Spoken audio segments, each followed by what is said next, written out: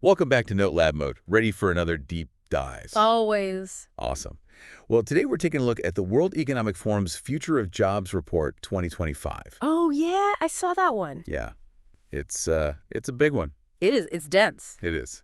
But it's fascinating. They surveyed over 1,000 global employers Yeah. to kind of get a sense of like what are the major trends Right. that are going to be completely reshaping how we work Yeah. over the next 5 years. Over the next 5 years, yeah. So it's kind of like a crystal ball It is. for the job market. It's like peering into the future. Right. And speaking of shaping the future, Oh, today's deep dive is brought to you by Cloutfit.ai. okay. That's CLOUTFIT.ai. Interesting. They're using AI to revolutionize fashion commerce. Wow. Yeah, so they're helping to boost engagement and revenue for their clients. Really cool stuff. We'll tell you more about them later, but first let's dive into this report. All right, let's get into it. What I found really interesting is how they identify like 5 major forces Oh, wow. that are going to be absolutely critical in shaping the job market. 5. Okay, so this is like end of the world as we know it, right? Right. Pretty much, yeah. All right, hit me. Okay, so first up, you've got the broadening of digital access. Okay. And this isn't just about internet availability. Mhm. It's about the foundation being laid for all the cool tech that's coming, Like what kind of stuff? like AI, robotics, Yeah. you name it. Wow. The report says that 60% of employers believe that this is going to completely transform their businesses. 60%. So like the majority of employers. Yeah, it's a huge number. That's wild. It makes you wonder, like, are the businesses that aren't ready for that level of digital integration, are they just going to be left behind? Right. And the report kind of hints at some of the consequences of that. Yeah. So, like, the second force that's at play here is the rising cost of living, Okay. Yeah. which, I'm sure we're all feeling it. Yeah, definitely. Especially with inflation the way it is. Absolutely. So not just personal budgets, Right. but also, like, the report suggests that this financial pressure is going to force companies to be more efficient. Oh. And so, some jobs are going to disappear, but others, like AI specialists, are going to be in higher demand. So it's like a constant evolution. Some jobs are dying out, new ones are being born. Yeah, exactly. And speaking of forces shaping the future, Okay. climate change, mitigation, and adaptation. That's a big one. Right. So this one's a double whammy. Okay. How so? Well, efforts to fight climate change are going to create a ton of new jobs, Like what? Give me an example. like renewable energy engineers, Oh, okay. but then adapting to the changes that are already happening that's going to impact the job market too. Yeah, like if you're living in a coastal area and the sea level is rising, that's going to have a huge impact on the types of jobs that are available. Totally. And then we have geoeconomic fragmentation. Geoeconomic fragmentation. So we're talking about trade wars, increased political tensions. Yeah, like all the stuff that's going on in the news right now. Exactly. And this, the report suggests, is going to lead to a rise in security-related jobs. Oh, interesting. And also, it kind of highlights the need for skills like resilience and adaptability. Makes sense. You got to be able to roll with the punches in this kind of world. Absolutely. Okay, so we've talked about 4 forces. 4 big ones. What's the final game changer? Lay it on me. Demographic shifts. Okay. So aging population in some parts of the world, Yeah. booming young workforce in others. Right. This is going to change things up. Yeah, it's going to have a huge impact on everything. So we're going to see growth in healthcare jobs in those countries with aging populations. And then we're going to need more education-focused jobs where there are lots of young people. Yeah, makes sense. So we've got these 5 powerful forces, 5 big forces shaping the job market. right? Broadening digital access, rising cost of living. Climate change, mitigation and adaptation, geoeconomic fragmentation. And demographic shifts. Wow, that's a mouthful. It's a lot to take in. But, knowing the landscape is the first step. Definitely. And now I'm really curious, like, how does this translate to specific jobs? Right. What are the actual jobs that are going to be affected by this? Well, the report dives into some of the job growth and decline projections. Okay, so tell me, what are the jobs that are on the rise and which ones should we be maybe a little bit worried about? Let's start with the fastest growing jobs. Okay, the hot jobs. Yeah.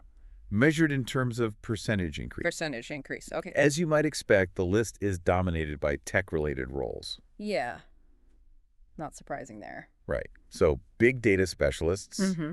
fintech engineers, Oh, fintech, that's a hot area. AI and machine learning specialists, software and applications developers. So basically, if you can code, you're going to be in high demand. Yeah, pretty much. Okay. But it's not just tech. Oh, Green jobs are also experiencing rapid growth. oh, that's good to hear. Yeah. So we're talking about autonomous and electric vehicle specialists, environmental engineers, renewable energy engineers. So it sounds like having green skills on your resume is going to be increasingly valuable. Absolutely. Yeah. Now, what about the other side of the coin? The jobs that are going to be maybe less in demand. Exactly. The fastest declining jobs are mostly clerical roles. Oh, okay. So cashiers, ticket clerks, administrative assistants, and executive secretaries, printing workers, accountants, and auditors. So if your job involved a lot of repetitive tasks, it's probably at risk of being impacted by automation. Right. But the report emphasizes that it's not just about specific jobs becoming obsolete. Oh, It's about the skills themselves. specific skills. And that brings us to what I think is the most important part of this report, the skills of the future.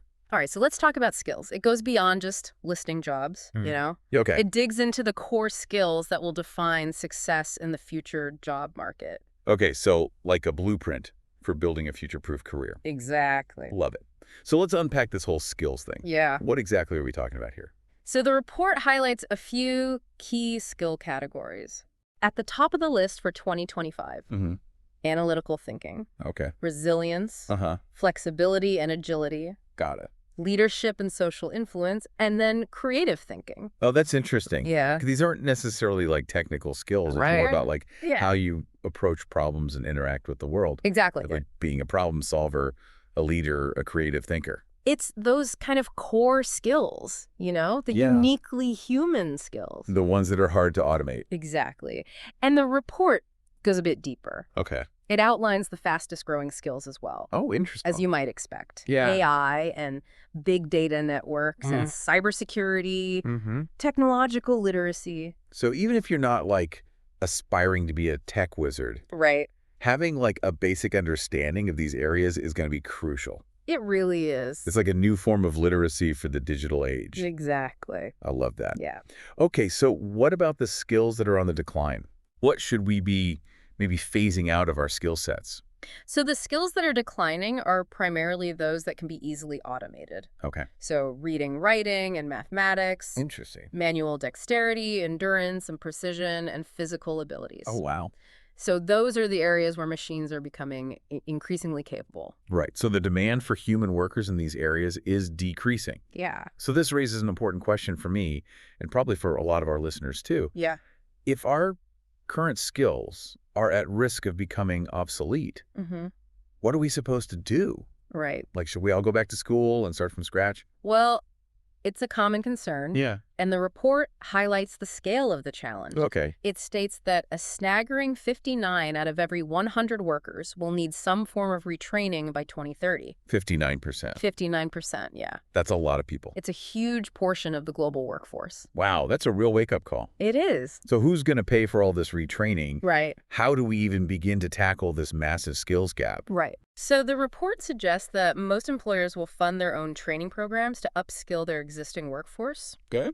But it also emphasizes the need for government support and public-private partnerships to make retraining accessible to everyone. Got it. So it's a shared responsibility. Exactly. Individuals need to be proactive about learning new skills, but employers and governments also need to step up and provide the necessary support and resources. It takes a village. Okay, I think we need to address the elephant in the room, What's that? AI. Yeah. Is it really going to steal all our jobs? The million-dollar question, right? It's the one that everyone seems to be asking. Well, the report actually offers a more nuanced perspective on this. Okay, I'm listening. So yes, AI yeah. will automate some tasks, and this will inevitably lead to job losses in certain areas. So there's no escaping the fact that some jobs will be displaced by AI. Right. It's like a technological evolution It is. that's reshaping the entire ecosystem of work. That's a good way to put it. But here's the flip side. Okay. The report found that a whopping 77% of employers plan to reskill their workforce to work alongside AI, Okay. not replace them entirely. Interesting. So it's not about humans versus machines. Right. It's about humans and machines working together. I like that. So it's not necessarily about AI taking over.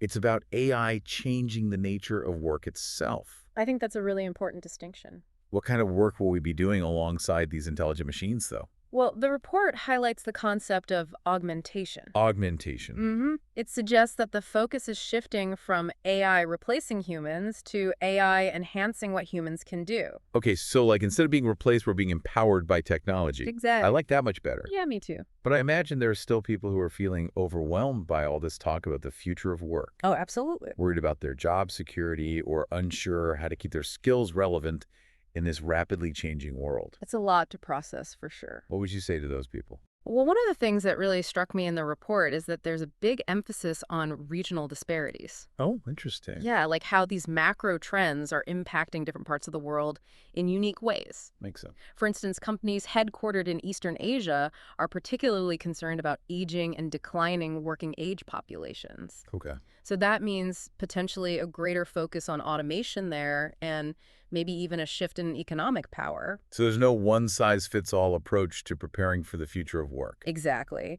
Each region is facing its own unique set of challenges and It's opportunities. like everyone's playing a different game, even though they're all part of the same global tournament.